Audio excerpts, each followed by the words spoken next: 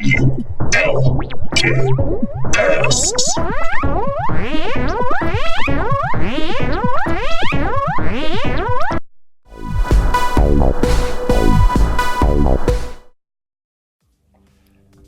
everyone, welcome to the first episode of ZLK Asks.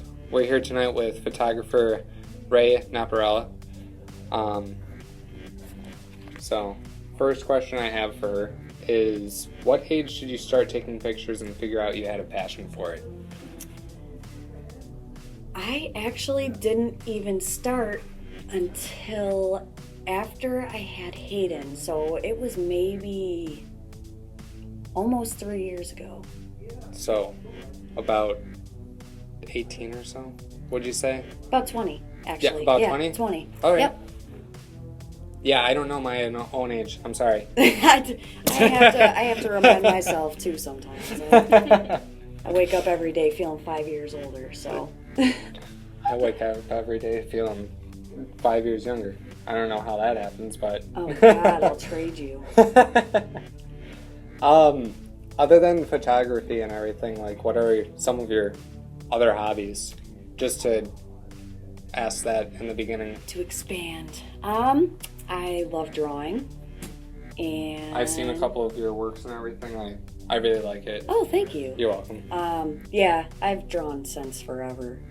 And also, I actress. I was actually just in a local film called On the Level, directed by Rick Macy, wonderful guy, and doing a couple other projects with that right now too. So Awesome. Yeah. Awesome. Oh, and I'm a mom. There you go.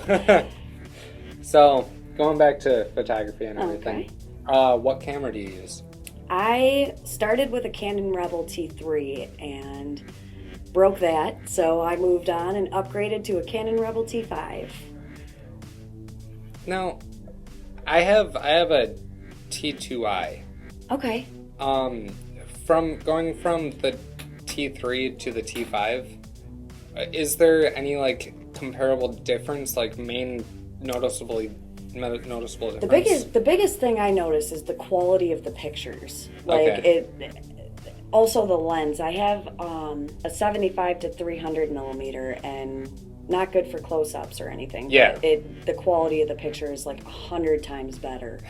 Yeah. And it's all about the lenses, and even the camera, man. It just takes better pictures overall. Yeah. Other than that, it's pretty much the same camera. Yeah. That's what I love about Canon. They don't make it difficult for me. Very true. Very true. So, what lens do you like? What lenses do you use other than like? Do you have any other of the Canon lenses, or is it just stock? I have the stock lens, which I believe. Oh God, I can't even think of it right now. But I have the basic lens that comes with it, and then with this camera that I bought, actually came with the 75 to 300 millimeter, and that's pretty much the one I use almost all the time. That's good. Yeah, that's really good that it comes with more than one. It was a bundle. Oh, so yeah, it made things a lot better. Was it a big like step up, like price wise, or was it roughly? I mean, for something like that, I know that Canon parts go for a lot of money. Yeah, they're expensive. Expensive. I was looking at the store the other day, and I was looking through, and like some of the cheapest ones were like $250. So yeah. Was it like a little step up in price, or was it? It actually it was only little, because what had happened was Andy, my boyfriend, your brother, he was out at the store, and he gave me a call one day and was like, it was around Black Friday. Yeah. And he's like, there is a bundle here, and it is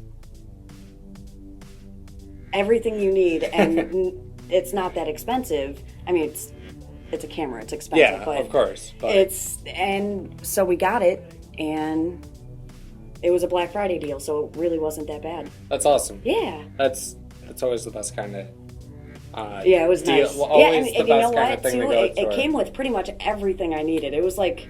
Yeah, that's always a good thing. Yeah, I mean, the card, a camera bag, 2 lenses, and it actually takes the same battery as the T3. That's So I have 2 chargers and 2 batteries. Makes awesome. everything much easier. Yeah. So, if any at all, what kind of tripod do you use? I actually don't have a tripod yet, which No? is very unfortunate because I need one badly. And you know, I never realized how badly I needed one until I was in a situation where I'm like, a tripod would be great right now. I mean, I know a little bit about tripods and like everything. I'm actually using my girlfriend's right now. And it's not, I have a Canon, like I said before, it's not Canon. So, Okay. I mean, any tripod is interchangeable and everything, so you can always just... I want to talk. It's actually from the 80s. So It's old. There you it's go. real old. Yeah, but hey, it works though. Yeah, I mean- they're universal. They have that little screw Yeah, in the the bottom little of the screw on the camera, bottom, yeah. and that's what it is in the bottom of the tripod. So it works with everything. Yeah, so... And you know, like I'm not gonna go out and drop like $100 on a tripod. There's no need for it. There's actually a couple of tripods actually at Target, and if you just treat them respectably, I guess you Yeah. want to say. Right. I mean, I'm sure they're not the Unlike greatest me. things. Hey, you But know what though? I feel like tripods are meant to beat up. You know. yeah. They're- What ended up happening with mine, actually, to just go off a little bit, was I was walking with my girlfriend, and we were about to take pictures, and for some reason, the tightening mechanism on it wasn't tightening correctly, and I accidentally tightened it too far, and it just, like, a whole entire piece just popped right off. Oh jeez. Oh. It still works though, right? No. Oh, my okay. my old tripod doesn't work. That's why I actually have hers. Oh, Yeah. okay. I see. Ooh. If mine still worked, I wouldn't have had to What steal. kind of tripod did you have? I think it was Targus, to tell you the truth. Targus? Yeah. Okay. It came with like a little carrying bag and everything. Just like I said, I probably wasn't treating it like how it was supposed to be Right, treated, but I right. mean, as long as you get a tripod and everything that you like, and as long as you treat it Well, yeah. it shouldn't have any problem. Okay. So, Very cool. just putting that out there. So I've noticed with a couple of your photos, I mean, you have like the washed out, and then with some of them you have like the color and everything. What photo editing software do you use? I started with CS6, and the thing is that I am still pretty amateur with it right now. I'm still, learning and everything. It takes a little and bit to get CS6 used is to. a pretty complicated program. Yeah. And I'm still a novice with any photo, whatever. That's why I use GIMP, because it's a lot user-friendly. But, I mean, kudos to you knowing how to use... well, actually, that's what I started with. And then, actually, maybe like a year ago, I got a Windows tablet, because mainly for the reason of photos and having somewhere to put them and edit them. And so right now I have an app on there. I have 2 apps on there. One is called Photor, and the other one, the one that I mainly use, is called Photo Room. Oh, nice. And they have all, they have all the basic editing tools, which is, again, amateur right now until I go to some classes and software classes and stuff. So that's pretty much where I'm at right now. Did you say like what brand it was? Is it like the Windows? Oh, tablet? it's the Windows the Surface, the Surface 2. All right. Yep. So, yeah, Yeah, I've been interested in one of those, but I just haven't gotten around to getting one. Yeah, the thing with that is you have to be. It's much different than Apple or Android. So a lot of the apps that are on there, like if you want YouTube, you get something called Hyper by YouTube, which is it's just as good. Yeah. It's just like they don't have any it's all like side things, because I couldn't tell you why. Yeah. So, I'm gonna try and break away from that habit. When you print pictures and everything, Like, I don't know if you print often. I tried once and it didn't go so well. No? So, no, I actually took it somewhere to get it done, but what I'm going to have to do is get my own printer. Yeah. Because it doesn't come out the way you want it to. Yeah. Unless you do it on your own printer with your own settings and... If you were to get, like, a printer, say, like, tomorrow Mm-hmm. or whatever, what... Would you try and go for, like, just regular printer paper, or would you try and get, like, specialty paper? Absolutely photo paper. Because my grandmother is very... She takes lots of pictures of everything, and she always prints them out onto photo paper, and they come out great. Yeah. So I would definitely use photo paper. Awesome. Yeah. Awesome. How do you take, like, the perfect picture? Like, I know that, I mean, being partially a photographer myself, a picture is never a perfect picture.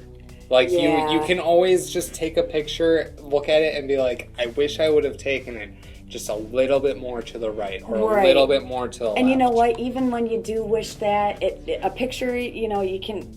You always want to capture the beauty you see, and you never, you never can, but... But, I mean, you never can, but in a different regard.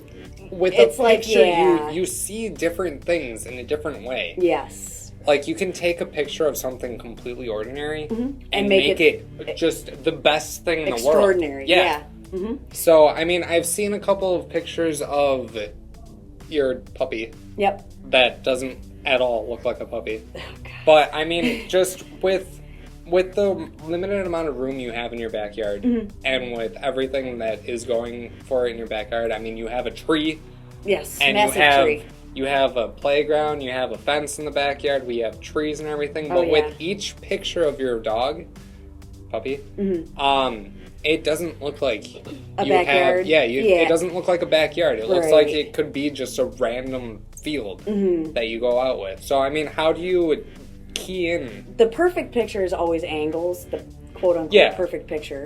Angles. And with my backyard, getting pictures of my dog is all about being a little bit higher. Yeah. And not capturing the fences in the background. You aim it at the ground and get all the grass, but don't get the playgrounds or the fences. And then even when I'm out in the woods or wherever I am taking pictures. Yeah, I've seen I will get on my stomach on the dirty ground.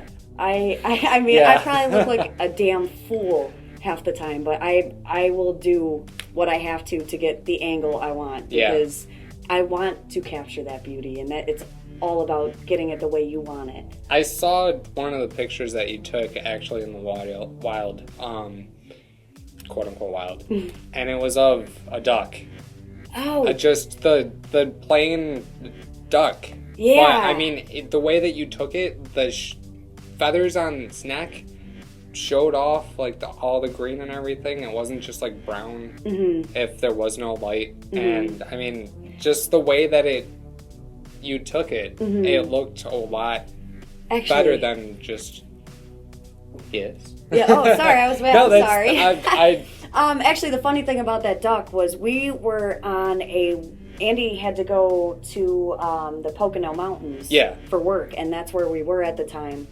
And there was really just this little park with a pond and a bridge, and this duck was just sitting there, and I thought it was just beautiful. So it was actually with my 75 to 300 millimeter lens. Nice. I couldn't resist.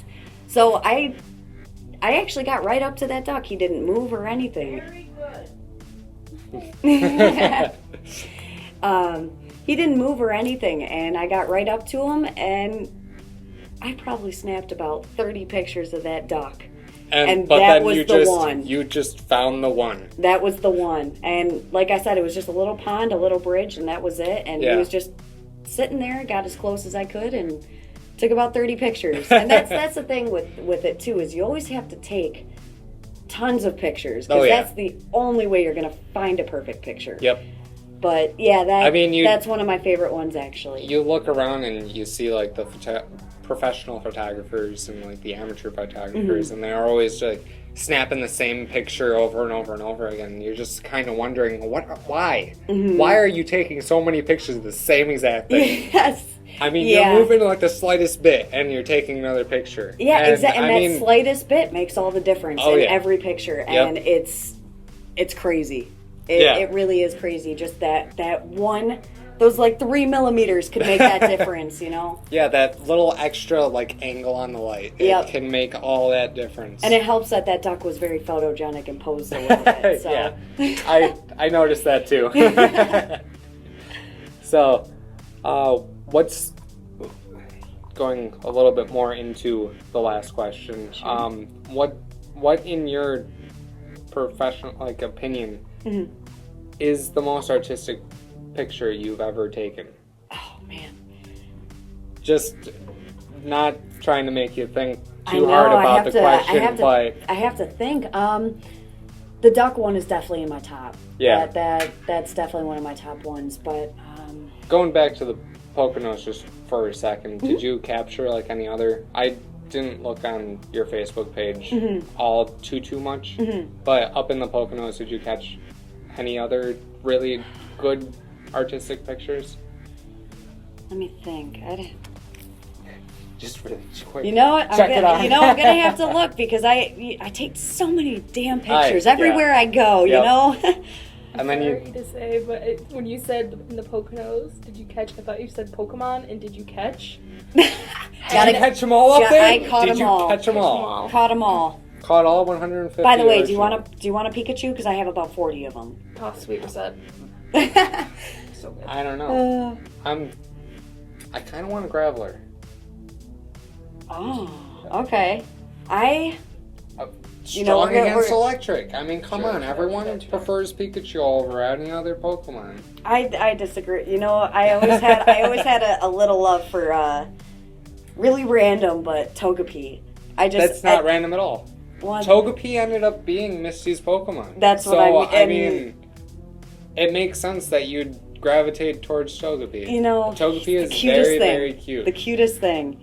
I like Togepi's evolution as well, the Togetic. I love Togetic. Yeah. You know, I've been watching Indigo League. Yeah. Like constant, and you know what? My 3-year-old loves it. Parenting done right, by the way. Pokemon. There you go. Actually, now that one of my favorite pictures has to be, it wasn't in the Poconos, but it was on the way home. We stopped in... Is this it? I do believe it was Ithaca. Probably. Ithaca, New York. And I got a picture of Hayden in front of a large waterfall. Yeah. And that has to be...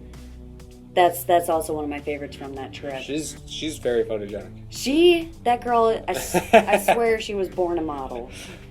She was smiling for me at a month old every time I took a picture. Yeah, it seems like it. What's your best moment as a photographer? I mean, it's kind of worded really weirdly, but I mean, just... It's, as an amateur, I got what you're saying. As an amateur, I think a lot of it is just social media. Yeah. I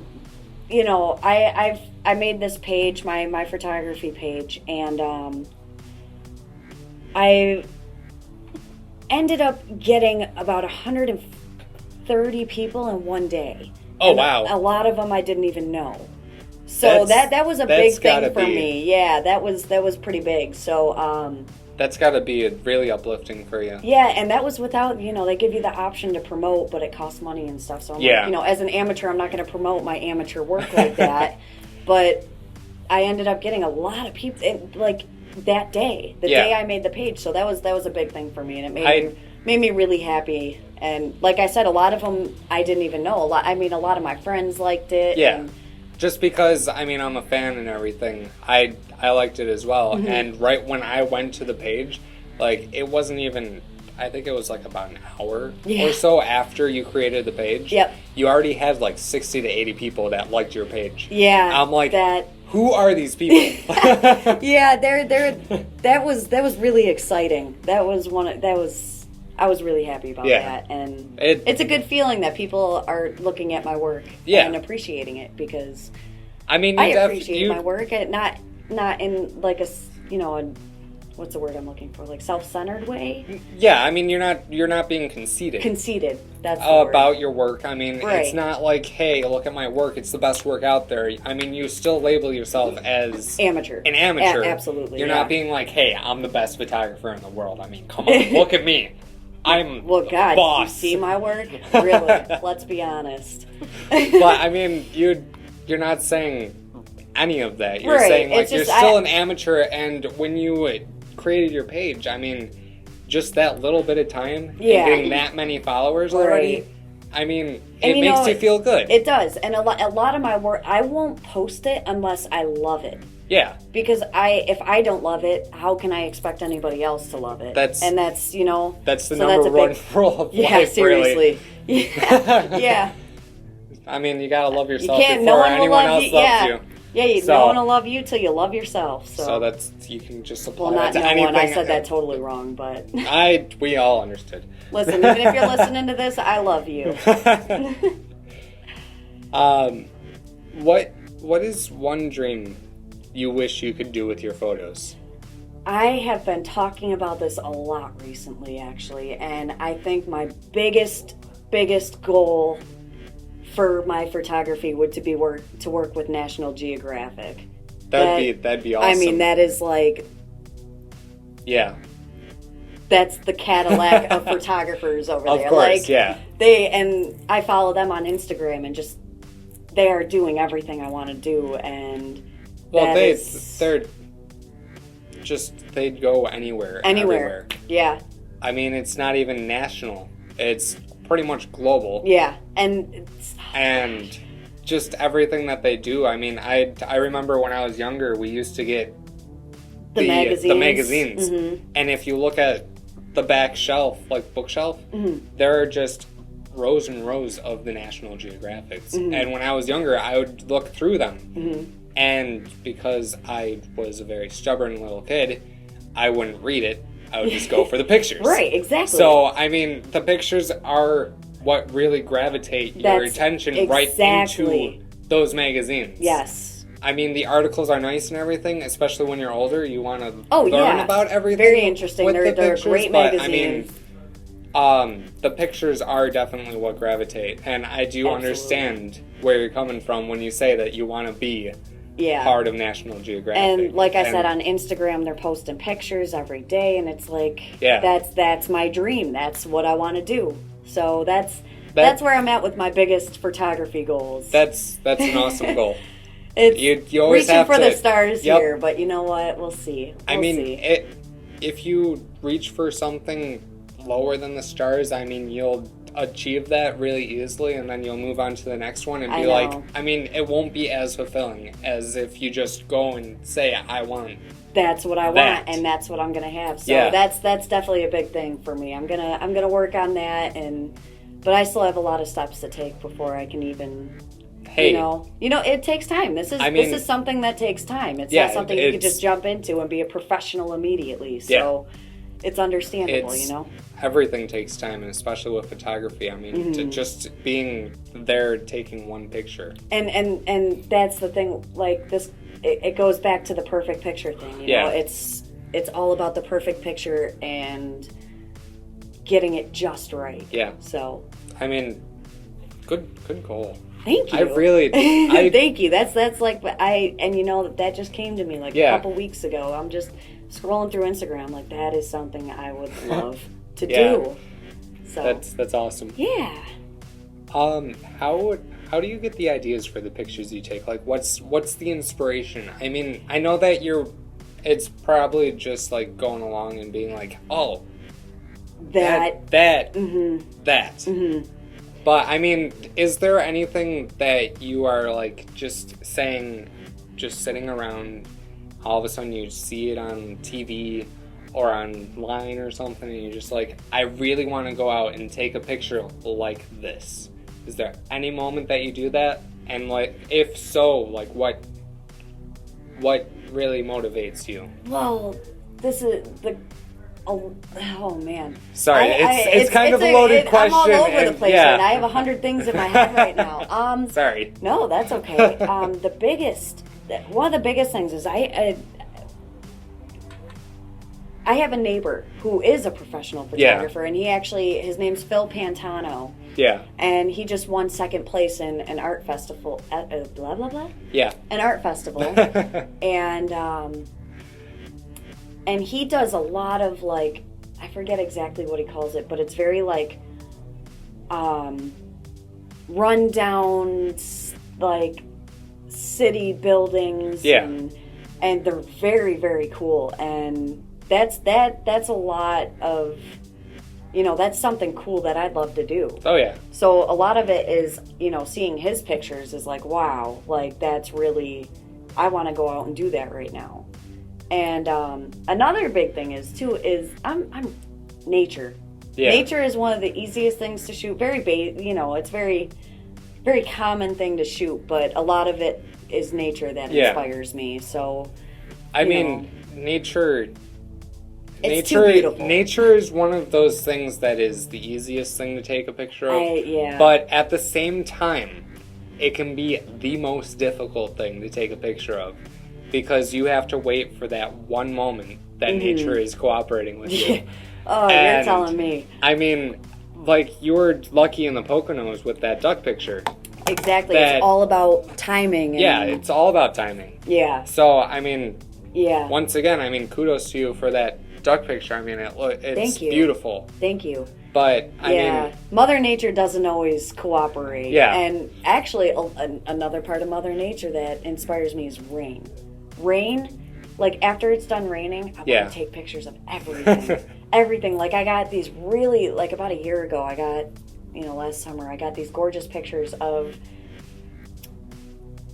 We have... God, I don't know the names of plants, but the green ones that, like, kind of just... The bushes that are just like really long leaves. Is it like daylilies or something like that, or there's no flowers on them. No, okay. There's no flowers, but Vines? You know what? Just throw a picture in at this point. I'll send you that one. Okay. People will know what we're talking about. All right, I'll definitely throw that one in. You're gonna have to at this point, because no one is gonna know what I'm talking about. But it had just gotten done raining, and I looked outside, and this plant had just collected raindrops so perfectly. So I went right out there and got those perfect raindrop pictures. Now, I know that, knowing you and everything, you're not one for spiders. But have you ever taken a picture of a spider web after it rains? After it rains, I don't think so. But you know what? Last year... We are actually in Long Lake, Adirondack Mountains right now. Last year we went and drove around and went to this abandoned town where there's like all these houses that are just pretty much caved in, and it's a very like almost sad. Yeah, just like the tone to it. The tone to it is very like dark almost, and we ran into this house that was just covered in spider webs, and this was very amateur days. I really over edited those pictures, which is a shame because they were great pictures, but I got all these spider webs and you could just see them like glistening basically, and that actually, especially because last year when we came up here and everything, it was very, very dreary. Yeah, it was. It was very wet and dark rainy. and rainy pretty much the whole time. Yep. So, yeah, actually, maybe it did just rain. Yeah. But, yeah, that, again, you not one for spiders, but I got in there, took it, and got away. Yeah. And luckily it was daytime, didn't see too many. Yeah. But I wasn't going to stick around to see them. So, very, very true. But, yeah, I that was one of my favorite pictures, too. Nice. Was the spider webs. Yeah. Do do you see the world like differently as a photographer, like differently than the common person who walks down the street? I absolutely think so. Yeah. Because a lot of the times, you know, people won't understand what I'm taking a picture of. And to me, it's art, you know? Like, I see the world as art. And I think that that's definitely, you know, a lot of people don't, you know, there's people who have artistic minds. There's people who have, like, you know, everyone's different. Yeah. And some people just don't see the world the way other people do. And Oh, yeah. as you know, I'm a very artistic person. I love my drawing, my photography, stuff like that. And I do believe I see the world much differently than a lot of people. Yeah. Yeah. And you could understand that. I mean, yeah. you know, and I mean, I've taken pictures and everything, but I'm not one to always have my camera with me. I mean, sometimes I'm walking down the street and I'm like, darn it! Yeah, that would have been perfect. Yeah, I do that a lot. I almost always take my camera, but, you know, sometimes I don't, and I'm with you on that one. Another question that I just recently thought of, just because of the street aspect. Have you ever done like a time-lapse picture of cars going by, or like just being in the middle or on top of somewhere and just watching the cars go by, and like a time-lapse picture of that? Oh god, I always love those pictures, and Yeah. I've never done it yet, but there's a specific setting on my camera for that. So it's actually when you see pictures of waterfalls. Yeah. And they're very, like, smooth like looking and wispy looking ones. Exactly. Yeah, I love those pictures. And that's how you take the pictures of, like, the cars. Yeah, and I have not done that yet. No, but I plan to do that because that's something I really, you know, I want to do. And yeah, that's just I was gonna go in about 10 different directions, but it's off okay. topic. It's so, completely fine. But yeah, no, that's definitely in my future, so look out for that. Okay, definitely will. All right, I have maybe one last question, unless I think of one. Just as you answer this one. But like I said, what is your most favorite thing to take pictures of? This is really funny because it's not, I feel like maybe it is a common thing, I'm not sure, but I always say that my favorite thing to take pictures of is tree fungus or like growths on trees, because every single one of them is different. You never just walk up to a thing of fungus on a tree and be like, ha, I already saw that one. That one was over there. This is the same exact thing I just took a picture of over there. Yeah, no, I mean, I definitely do understand, because, I mean, with everything of, like, fungus, I mean, it's a different organic shape. It's never like, oh, that's a square and that's a square over there. So, I mean, why take another picture of a square? Yeah, right. But, I mean, with fungus, I do understand where you're coming from. It's... Actually, I can't remember where I was, but I got this really, really great picture. It wasn't dark out, but there was a log just sitting across, like, a little stream, and when I took the picture, the background came out all dark.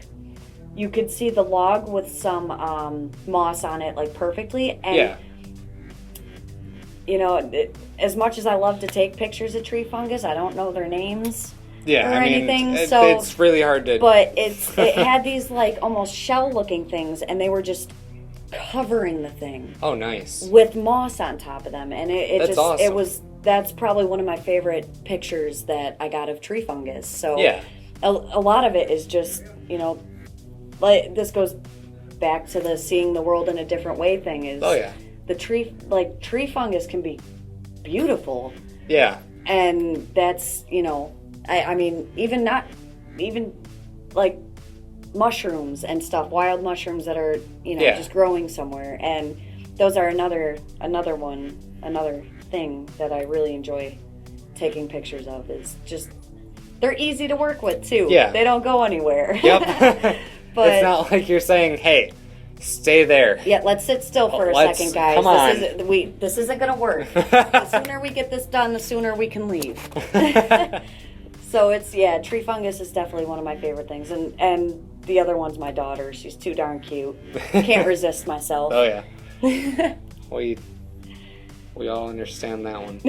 Whoever has like children and everything, or like is able to be close to a child or young one. As her uncle, you understand. Of course. Kids are too cute. Yes, they are. I do have to agree. Well, I think that's all the questions I have as of right now. Do you have any last thing you want to say or whatever for people listening about photography or anything else? Well, it takes time.